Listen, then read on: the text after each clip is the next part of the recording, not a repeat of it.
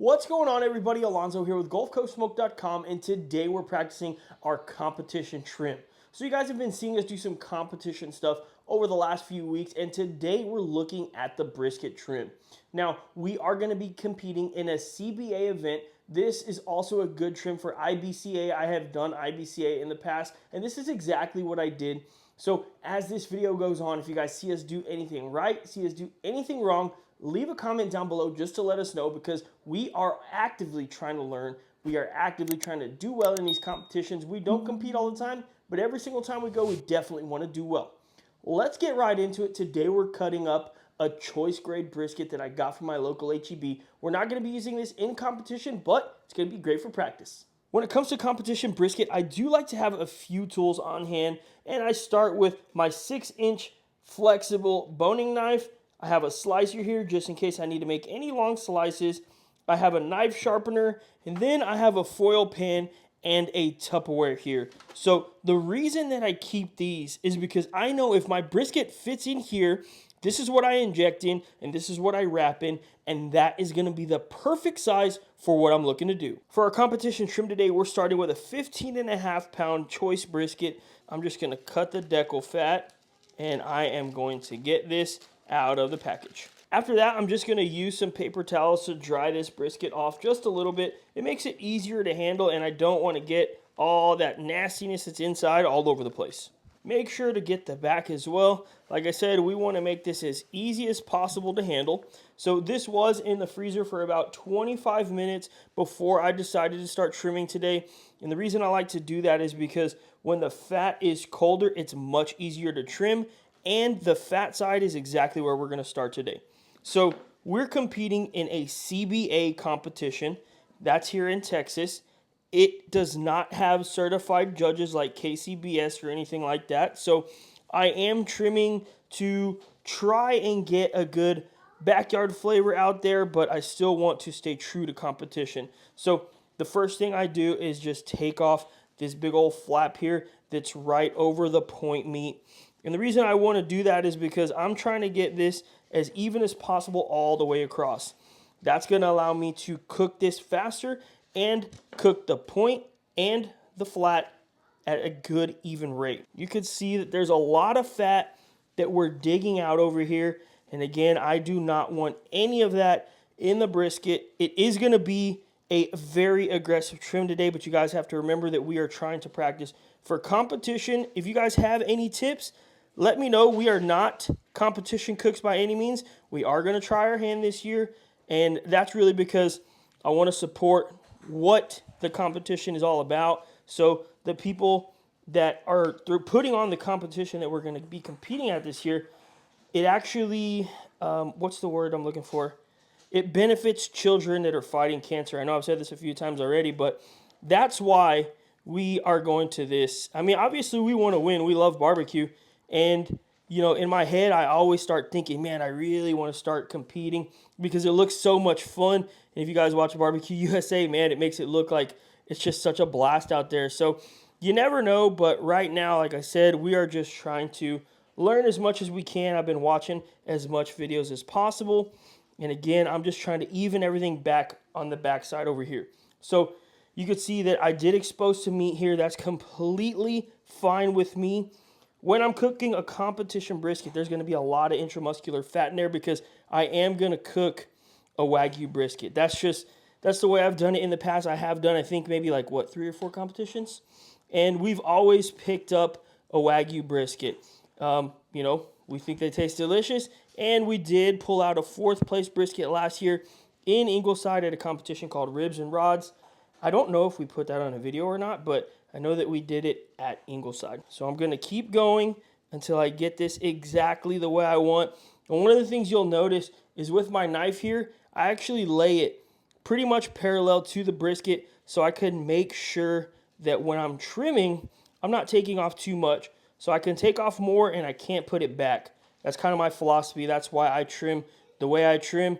If I over trim, I pretty much put myself in a real bad position. But if I under trim, I can always keep going. So I like to stay parallel, take off little pieces at a time, and make sure I get it exactly the way I want. I'm starting to get down to where once I'm getting to the edge of the trim here, you see how I can see that meat? So I know I'm pretty much getting close to where I want to be. So the turn-in box is about 9 inches by 9 inches, and I know that my brisket slices need to fit in there as good as possible. I don't like them to bend or anything. That's just me.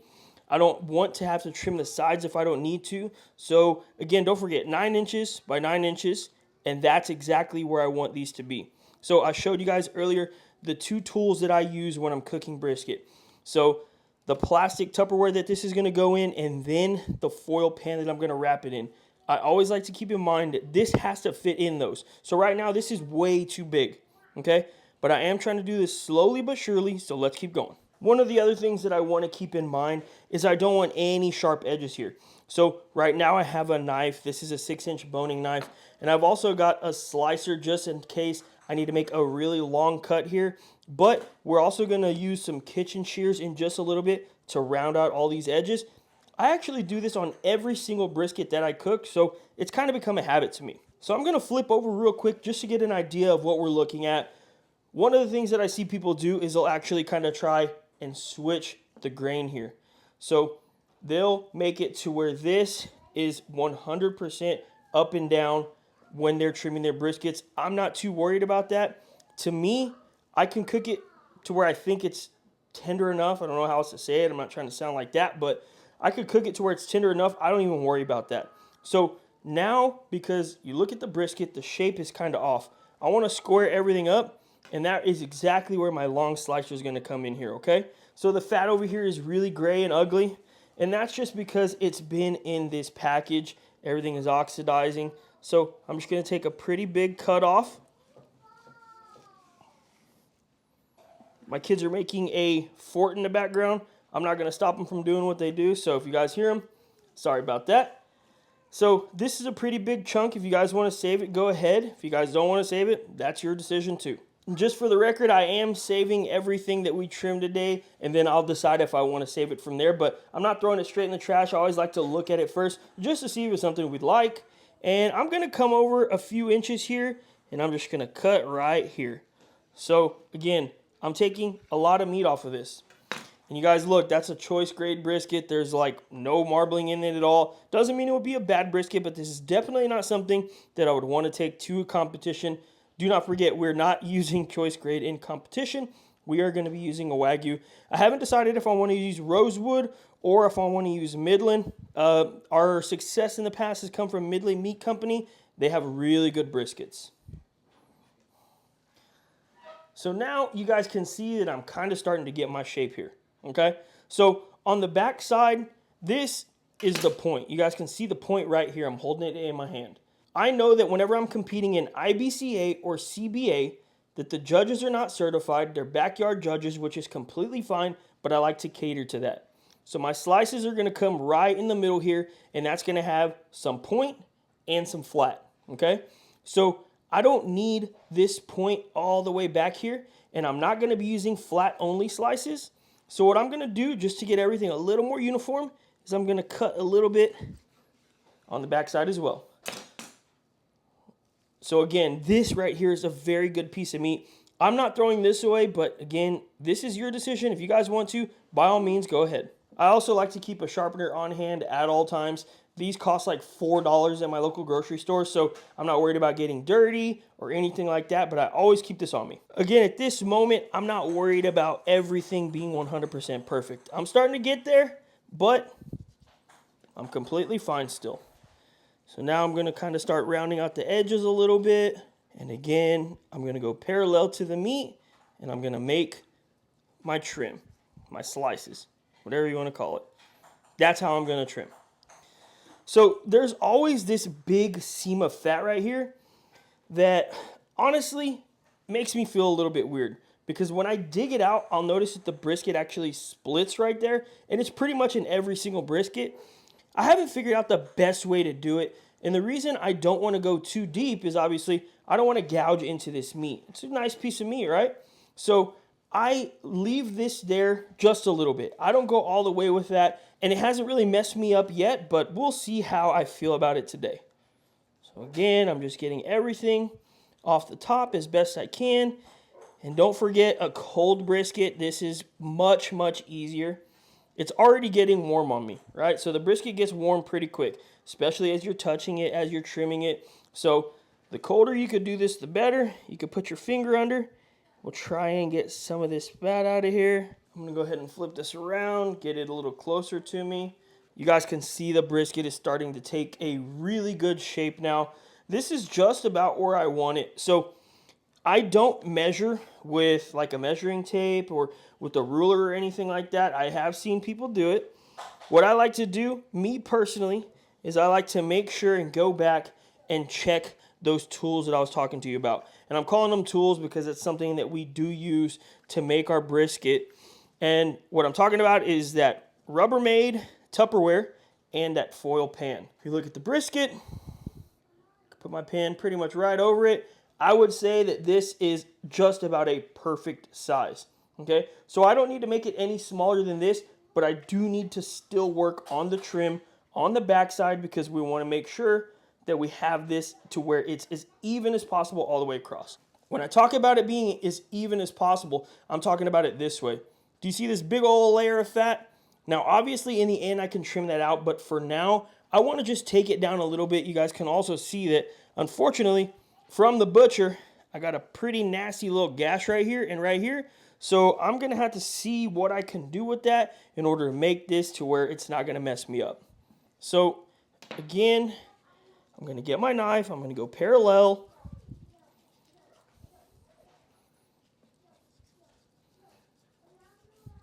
You guys can see that all right there already where that gash is I was telling you about. You can already see meat exposed. So I don't like that, but it is what it is. And what I can do, again, is get my slices from right in here, and that's not really going to affect me. But I need to make sure that the rest of the trim is pretty much dead on. So slowly but surely, we're getting exactly where we want. And I think the biggest tip I have, for me personally, is using your blade parallel to the fat. And keep this sharp. Keep that sharpener on you and continuously sharpen if you need to. Don't be afraid to back off for a second. Throw your brisket in the fridge, in the freezer, and get your knife a little bit sharper. I promise you, a sharp knife is the most important thing when it comes to trimming brisket. So this is pretty much just about exactly where I want it to be, if I'm being honest.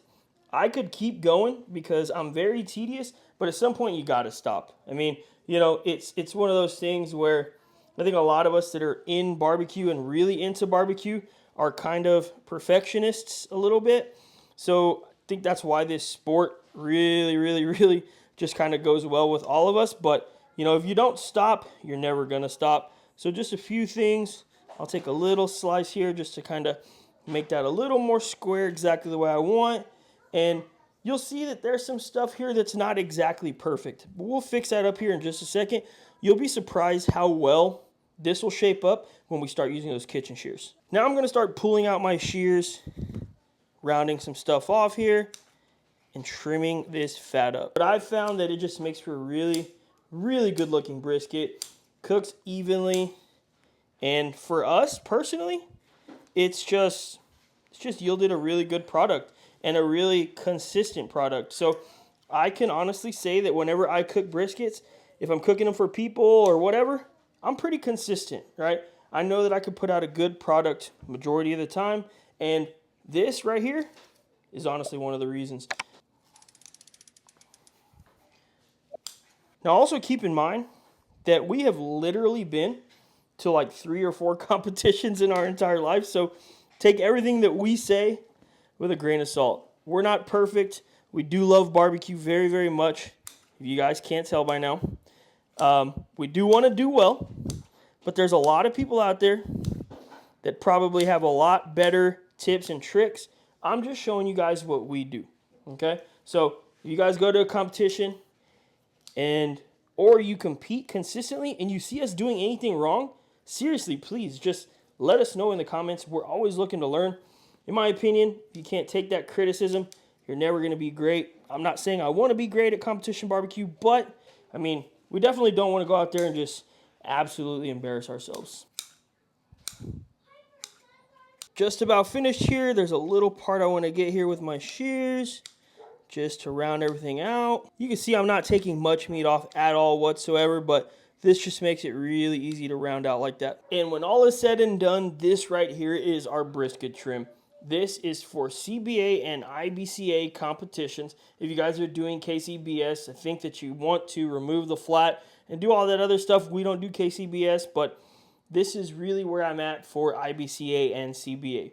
We're going to be competing on the 3rd weekend in October in Ingleside, Texas. So this is what we're preparing for.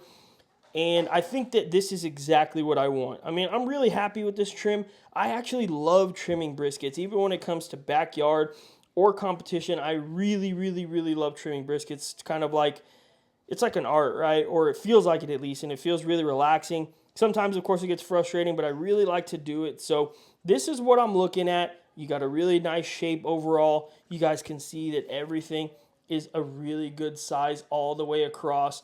I have a little bit of fat here, but if I need to, I could trim that in the end. I'm not too worried about it at all whatsoever. And this right here is exactly what I wanted. It doesn't take long. Just remember those few tips. Like I said, for me, parallel blade does wonders. I love using that little trick. I don't even know if it's a trick, but I love using a parallel blade because then I can't go too deep into that meat, and it really has done very, very good for me. So in the comments, let me know, do you guys think this was a good competition trim? Would you change anything? And how do you think we're going to do come October?